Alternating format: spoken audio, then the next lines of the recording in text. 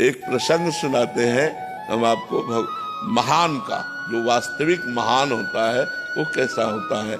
एक बार भीष्म पितामह जी को बहुत कड़वे वचनों से दुर्योधन ने कहा कि आप सेनापति तो हमारे हो, लेकिन पक्ष पांडवों का लेते हो।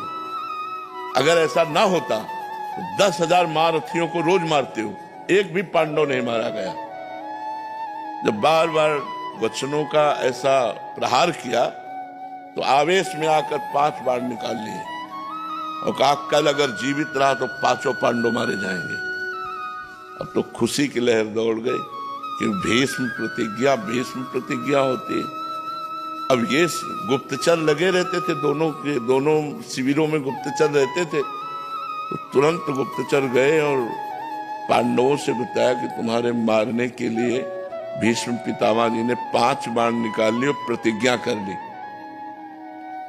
ये बात भगवान श्री कृष्ण को भी, द्रौपदी जी को भी, 5 पांडवों को कोई फिक्र नहीं। भगवान गए और उनका सूचना मिली तुम्हें? हाँ।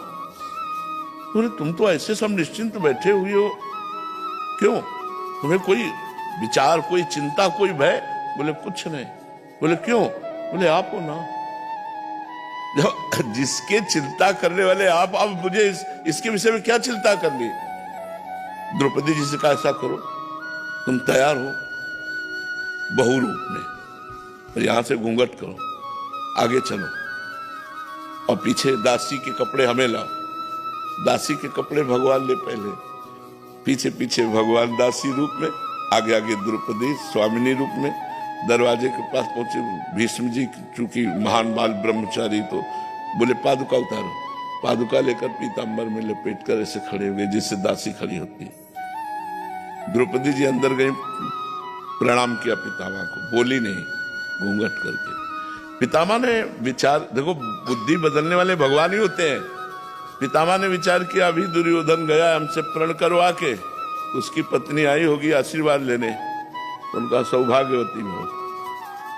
तो द्रौपदी जी ने पर्दा हटाया और कहा वह बात सत्य माने या यह बात सत्य माने आपकी? अभी कुछ समय पहले आप प्रण करते हो, 5 बाण निकालते हो कि 5 पांडवों को मार देंगे, और संध्या का समय है और इस समय मुझे आशीर्वाद देते हो सौभाग्यवती भव। मैं ये मानूं सत्य बात या वो सत्य बात मानूं? भीष्म जी के होश उड़ गए।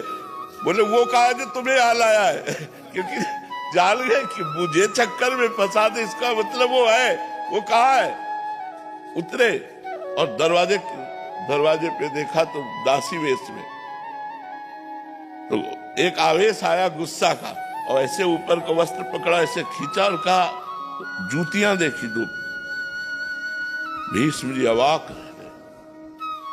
देयम सदा परिभवगन अभीष्ट दोहम तीर्थास्पदम श्री विरंचनुतम शरण्यम भृत्यार्थिहम प्रणत पाल भवादिपूतम वंदे महापुरुष ते चरणारविंदम। शिव ब्रह्मादि जिनकी चरण वंदना करते हो, द्रौपदी की जूतियां, उनका बेटी जिसका रक्षक ये है तुम्हारे पतियों का बाल बांका भी नहीं हो सकता, जिसका ये रक्षक है उसको कौन मार?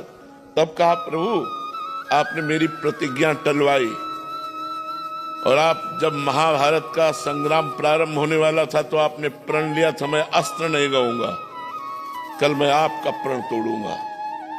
आज आपने मेरा प्रण तोड़ा है, कल मैं आपका प्रण तोड़ूंगा। भगवान ने कहा भक्ति के लिए अपना प्रण तोड़ना मुझे सहज है, भक्ति के लिए अपना प्रण तोड़ना मुझे, अपनो प्रण विसार भगत को पूरो प्रण निभाऊं। वही हुआ।